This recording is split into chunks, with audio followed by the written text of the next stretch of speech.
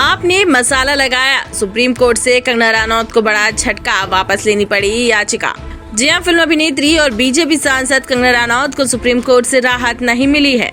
बॉलीवुड अभिनेत्री और बीजेपी सांसद कंगना रनौत की याचिका पर सुप्रीम कोर्ट ने सुनवाई से इनकार किया है। किसान आंदोलन से जुड़े मामले पर कंगना ने अपनी याचिका वापस ले ली है। कोर्ट ने कहा, हम ट्वीट पर कोई टिप्पणी नहीं करेंगे, इससे ट्रायल पर असर पड़ेगा। ये सिर्फ एक साधारण रिट्वीट नहीं था, इसमें आपकी टिप्पणी भी शामिल थी। कंगना रनौत द्वारा 2020-21 में किसान आंदोलन के दौरान की गई मानहानि टिप्पणी के चलते पंजाब में दर्ज केस को रद्द करने की मांग की थी। कंगना के खिलाफ मानहानि की शिकायत 2021 में पंजाब के बठिंडा कोर्ट में 73 साल के महेंद्र कौर ने दर्ज कराई थी। शिकायत में कहा गया है कि कंगना ने रिट्वीट में उनके खिलाफ मानहानि करने के आरोप लगाए हैं।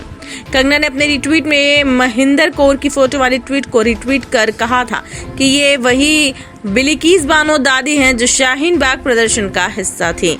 न्यायमूर्ति विक्रमनाथ और संदीप मेहता की पीठ ने कंगना की याचिका पर विचार करने से इनकार करते हुए इसे वापस लेने की सलाह दी, जिसे याचिकाकर्ता ने स्वीकार कर लिया। इसी प्रकार याचिका वापस ली गई, मानी गई और खारिज कर दी गई। जैसे ही सुनवाई शुरू हुई, न्यायमूर्ति संदीप मेहता ने ट्वीट में की गई टिप्पणियों को लेकर आपत्ति जताई और कहा कि सिर्फ एक साधारण रिट्वीट नहीं था, आपने अपनी टिप्पणियां जोड़ी थी, आपने इसमें मसाला लगाया था। जब कंगना की ओर से वकील ने तर्क दिया कि उन्होंने स्पष्टीकरण दिया है, अदालत ने स्पष्ट किया कि स्पष्टीकरण निचली अदालत में दिया जा सकता है।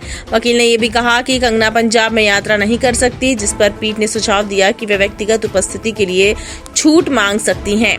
जैसे ही वकील ने आगे बहस करने की कोशिश की, अदालत ने चेतावनी दी कि इससे उन्हें प्रतिकूल टिप्पणियां झेलनी पड़ सकती है, जिससे उनके बचाव पक्ष को नुकसान पहुंच सकता है। न्यायमूर्ति मेहता ने कहा कि हमें ट्वीट में की गई बातों पर टिप्पणी करने के लिए मजबूर न करें, इससे आपकी सुनवाई पर प्रतिकूल प्रभाव पड़ सकता है, आपके पास एक ठोस बचाव हो सकता है। 2021 में किसान आंदोलन के दौरान कंगना रनौत ने एक ट्वीट को रीट्वीट करते हुए बुजुर्ग महिला प्रदर्शनकारी महेंद्र कौर को लेकर एक टिप्पणी की थी।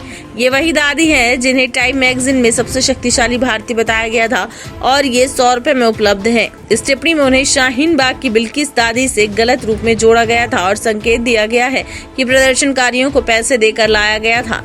मजिस्ट्रेट कोर्ट ने जांच के बाद पाया कि कंगना द्वारा रिट्वीट किया गया था और उनकी टिप्पणी आईपीसी की धारा 499 मानहानि के तहत अपराध है। कंगना ने इसके खिलाफ पंजाब और हरियाणा हाईकोर्ट में याचिका दाखिल की, जिसे खारिज कर दिया गया।